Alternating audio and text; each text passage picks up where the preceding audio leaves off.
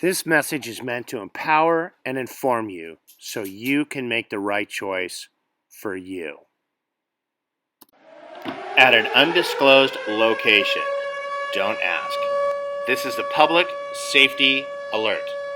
This is a rescue swarm where the bee rescuer told us that the bees were calm and gentle.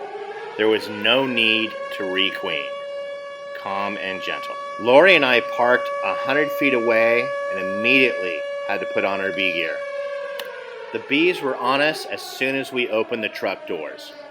Hive configuration, single deep box with a queen excluder, forcing her to only lay eggs in one box.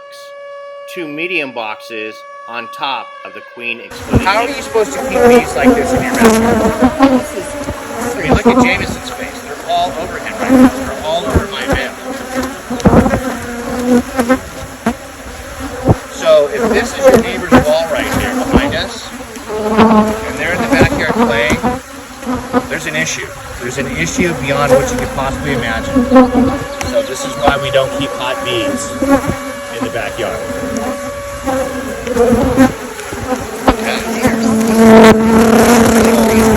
You can walk away and see how far it is. Okay? I'll walk away with you. This hive was a gift from a local bee club to a brand new beekeeper.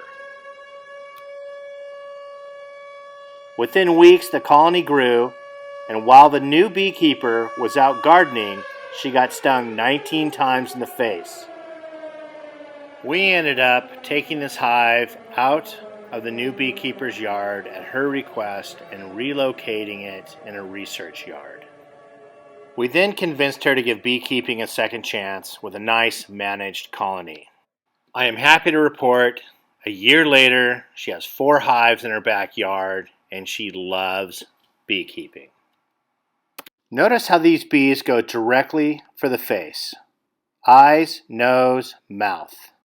Unfortunately, here in Southern California, we answer the phone continuously from spring till fall regarding this issue in particular.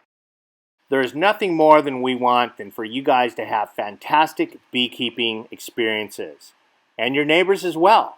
So let's requeen those Southern California swarm hives, because we don't want an incident like this happening to you or your neighbors.